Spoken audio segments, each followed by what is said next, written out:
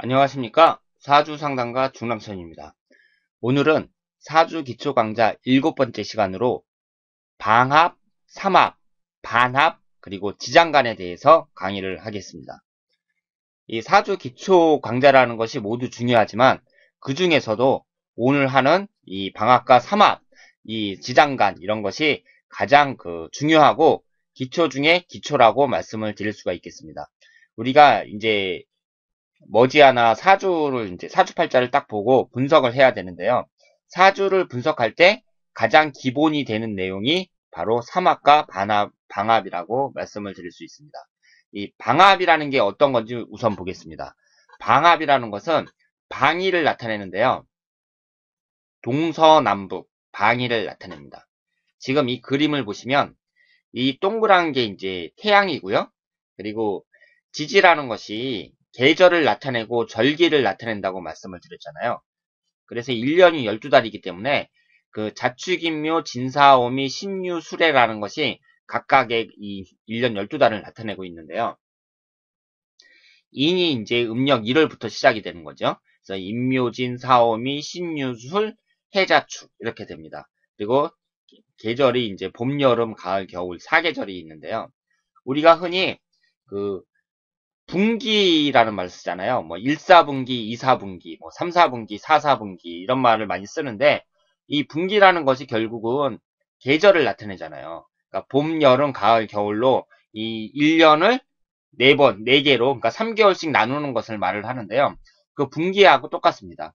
여기 보시면 일단 음력 10월하고 이제 11월하고 12월은 가장 추울 때잖아요. 그래서 이때는 겨울을 나타내고 이제 음력 1월, 음력 2월, 음력 3월에 해당이 되는 때는 가장 이제 봄에 해당이 되는데 일단 봄부터 설명을 드리겠습니다. 이 해가 있잖아요. 해가 뜨는 것이 동쪽이거든요. 해가 동쪽에서 떠요. 그러면 제가 그 오행의 성립에 대해서 설명할 때 다 말씀을 드렸지만 해가 동쪽에서 뜬다는 얘기는 해가 뜬다는 얘기는 이제 모든 것이 새로 시작을 한다는 얘기거든요. 그러니까 그 계절이라는 것도 제일 먼저 시작하는 것이 봄이잖아요. 이제 봄이 이제 계절이 처음이라고 할 수가 있는데 그렇기 때문에 방향은 동쪽이고 이 동쪽에 해당되는 계절은 봄이라고 말씀을 드릴 수가 있습니다.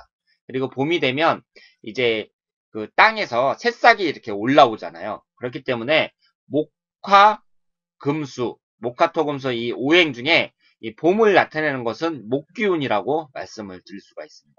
그래서 음력 1월, 2월, 3월이 그 지지로 인묘진에 해당이 되는데요. 인이라는 것과 묘라는 것은 모두 목기운에 해당이 돼요.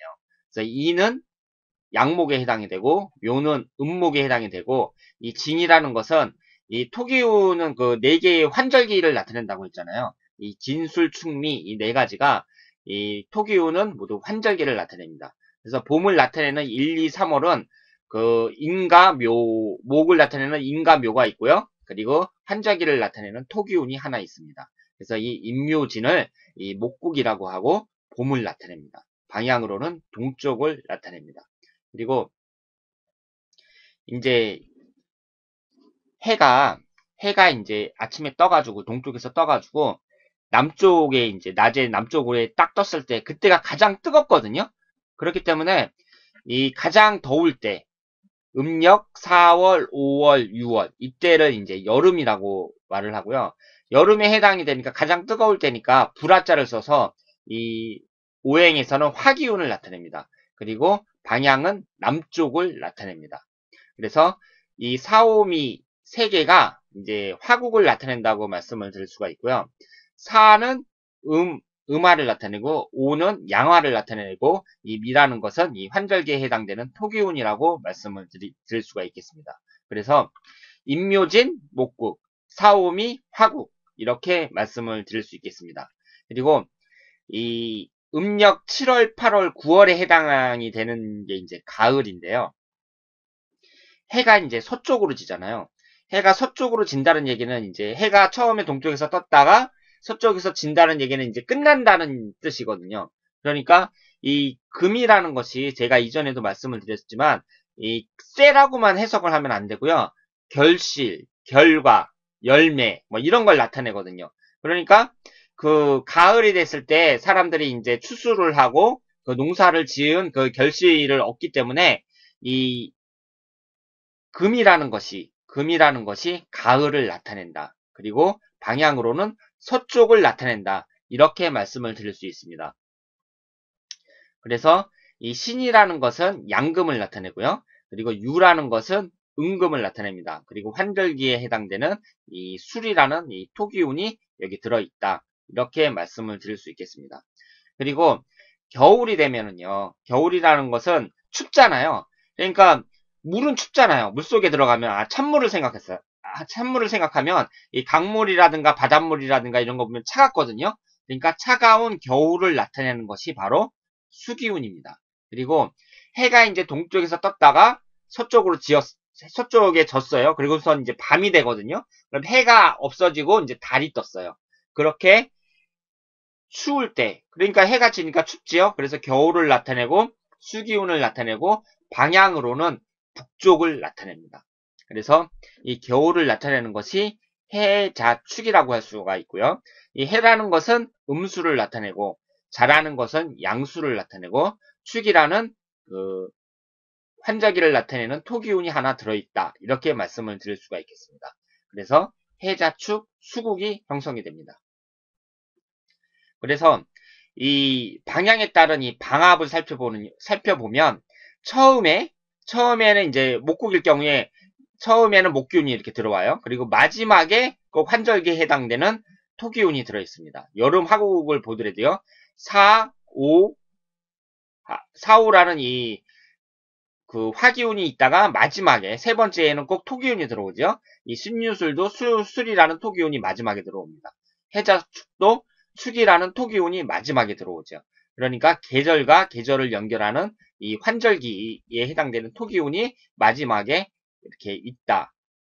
그렇게 말씀을 드릴 수 있겠습니다. 그래서 임묘진, 목국, 사오미, 화국, 신유술, 금국, 해자축, 수국 이렇게 알아두시면 되겠습니다.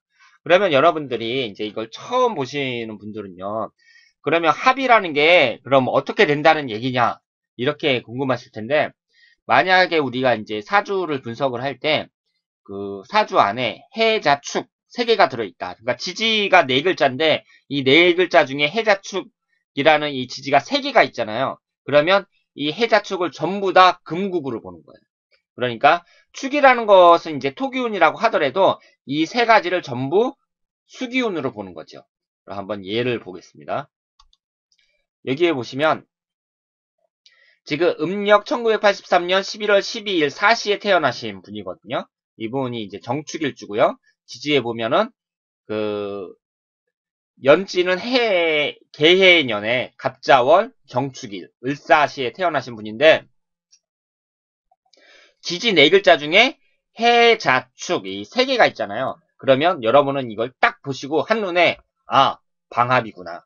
그러면 이 해자축을 전부 다 수기운으로 파악을 하셔야 됩니다. 그러니까 이분은 사주팔자 8자 중에 4개가 수기운이라고 생각을 하시면 되고요. 이렇게 지지에 방합이 이제 형성이 되잖아요. 3개가 전부 하나의 기운으로, 그러니까 수기운으로 싹 바뀌면 수기운이 강력하게 일어난다. 그러니까 수기운이 아주 강하다. 이렇게 해석을 하시면 되겠습니다.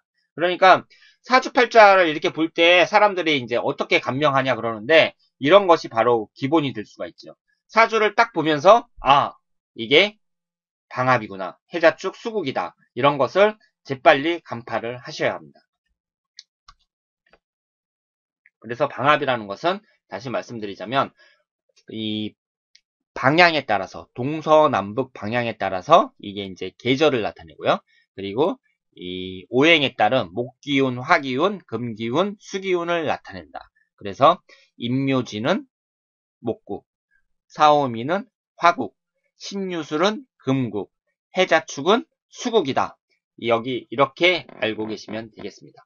자, 그러면 잠시 쉬었다가 이 삼합에 대해서 설명을 하겠습니다.